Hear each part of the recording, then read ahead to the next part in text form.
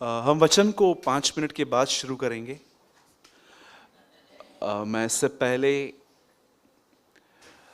कुछ एक्सपोज करना चाहता हूं अबाउट डेविल। आप जानते हैं, आपसे ज्यादा शैतान जानता है कि खुदा का कलाम कितना इंपॉर्टेंट है। सच कहता हूं, आप कोई भी किताब पढ़ लो, आपको रुकावटें नहीं आएंगी। लेकिन जब आप सोचोगे ना, आज मैं दोपहर में फ्री होके बाइबल पढ़ूंगा, मैं आपको सच कहता हूं ऐसी सी बातें आएंगी आपके सामने। बिकॉज डेविल जानता है कि कौन सी बातें इनका उद्धार कर सकती है। सच कहता हूं, मुझे रीडिंग का पैशन है, ये बात सच है। मैं बहुत पढ़ता हूं, लेकिन मैं फिर भी कहता हूं, इतने सारे बुक्स में मैं एक ही बुक कहूंगा जो सच में मुझे लगता है एवरी ह्यूमन को पढ़नी चाहिए, वो है बाइबल। ओके? तो मैं आपको पहले एक बात बताना चाहता हूं, एक एक्सपोज करना चाहता हूं एक शैतान का झूठ। और मैं ये बिलीव करता हूं ये सबके साथ होता है। Okay? Don't be over spiritual. आप एकदम आप ऐसे सोचिए कि आप घर में बैठे हैं और आराम से इस वचन को सुनिए। लिसन, बाइबल ऐसा बताती है कि एक टाइम था जब यीशु अपने चेलों के साथ कहां जा रहा था, और यीशु सो गया और चेले उसके साथ थे। अचानक उस बोट पे तूफान आया, पानी भरने लग गया। तो इन्होंने क्या किया? प्रभु को जगाया, और जैसे यीशु उठे, उसे तूफान को कहा, शांत हो जा। सब शांत हो गया। शांत होने के बाद चेले कहते हैं, ये कौन है कि पानी और तूफान भी इसकी बात को मानते हैं। आप कितने लोग की बात जानते हैं कि आप भी एक बोट में हैं, उस बोट में यीशु है, और बहुत सारा एक फॉल्स गॉस्पेल कहता है, एक झूठा सुसमाचार कि यीशु है तो कुछ नहीं होगा। यीशु साथ में था, तूफान आया। अब कितने लोग हैं, अब सच बताइएगा, अभी कितने लोग हैं जब आपके लाइफ में तूफान आता है तो आपको डेविल ये कहता है, तूने कोई पाप किया था इसलिए आया। बहुत बार जानते हो ऐसा होता है, तूने कुछ तो गलत किया है। मैंने अचानक देखा है, जब लोगों के लाइफ में प्रॉब्लम्स आती है ना, वो एक कन्फेशन जरूर करते हैं, पता नहीं हमसे क्या गलती हुई है, कुछ तो हुआ है। क्या आप इस बात को जानते हो? ये डेविल का एक झूठ है। मुझे एक बात बताइए, परमेश्वर ने तूफान इसलिए भेजा है कि आपको यह रियलाइज करवाए कि तेरे पाप का दंड दे रहा हूं, कि परमेश्वर ने तूफान इसलिए भेजा है ताकि वो आपको दिखाए कि वो कौन है? Tell me. याद रखिएगा, तूफान इसलिए नहीं आते हैं कि आपको पाप रिमाइंड करवाएं, तूफान इसलिए आते हैं ताकि आपको खुदा दिखाए कि वो कौन है। कभी इस बात पे बिलीव मत करना कि आपके पाप आपके ऊपर दंड लेकर आएंगे। याद रखिए, जीसस क्रॉस पे आपके पापों के लिए मरा है, आपके पाप क्षमा हुए। आप जो भी ऑनेस्टली प्रभु के सामने मान लेते हो, वो आपको फॉरगिव हो जाते हैं। तो ब्रदर, ये प्रॉब्लम क्यों है?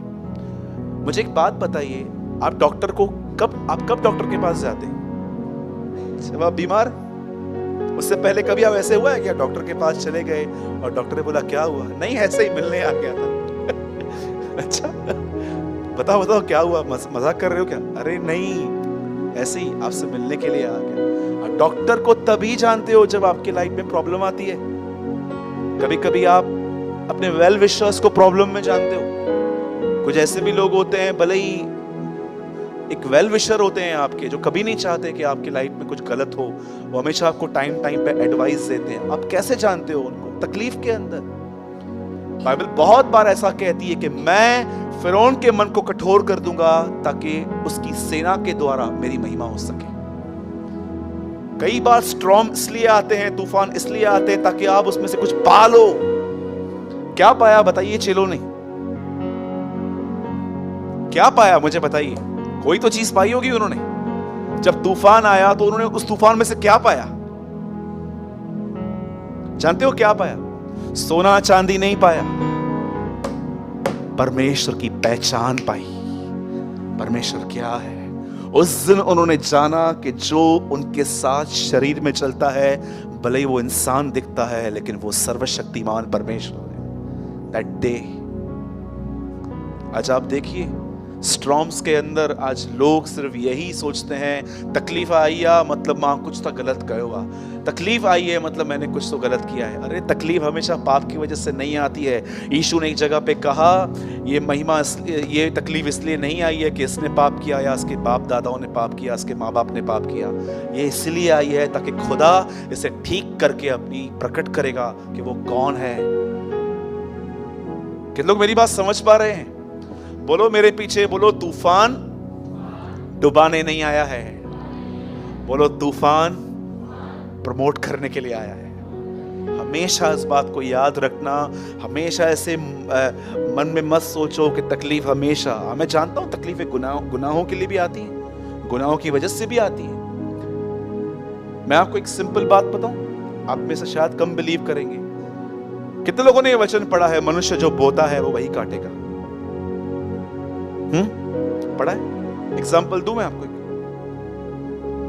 मैं कभी कभी अपने दोपहर की नींद खराब करके बाइबल पढ़ता हूं। आज भी मुझे कभी कभी ऐसा लगता है कि अगर मैंने आज नींद पूरी होने दी, कल दोपहर को ये वापस आएगी और कहेगी मुझे फिर सोना है।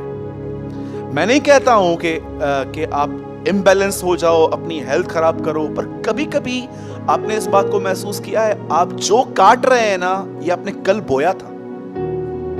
सच कहता हूं, आपको जब भी मन करता है ना सोने का, आप सो जाओ। आपको जब भी मन करता है खाने का, आप खा लो। आपको जब भी मन करता है किसी से फोन पे बात करने का, बात करो।